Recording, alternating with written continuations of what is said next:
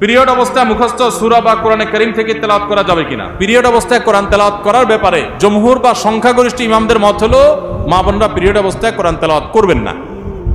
তারা কোরআন তেলাওয়াত শুনতে পারেন, তারা ইসলামিক বই পুস্তক পড়তে পারেন, তারা অন্যান্য দ্বীনি বই, তাফসীর গ্রন্থ, হাদিস গ্রন্থ পড়তে পারেন, দোয়া দুরূদ জিকির আজকার সব করতে পারেন, কিন্তু কোরআন তেলাওয়াত তারা করবেন না, কোরআন স্পর্শ করবেন না।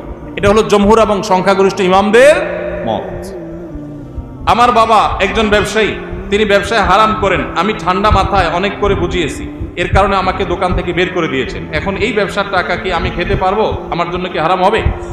পুরো ব্যবসাটা যদি হারাম হয় এবং হারামের উপরে দাঁড়ায় থাকে, তাহলে আপনি নিজে যেহেতু দোকানদারি করতেছেন, তার মানে নিজে কিছু করতে পারবেন, তাহলে আপনার জন্য জায়েজ নাই। আপনি প্রাপ্তবয়স্ক হলে আপনার বিকল্প উপার্জনের পথ আপনাকে খুঁজে বের করতে হবে। আপনি টিউশনি করে হোক, অন্য জায়গায় চাকরি করে হোক, নিজের হালাল উপার্জন করবেন। হারাম সম্পূর্ণ হারাম হলে সেটার উপর নির্ভর করতে পারেন না। হ্যাঁ, দুই একটা আইটেম হারাম আছে, ম্যাক্সিমাম হালাল, এরকম যদি হয় তাহলে সেক্ষেত্রে আপনার জন্য এটা সম্পূর্ণ হারাম হবে না। কিন্তু বাবাকে হারাম থেকে ফেরাতে পারছেন না, পরিপূর্ণ হারাম, তাহলে নিজে বিকল্প উপার্জনের পথ খুঁজে বের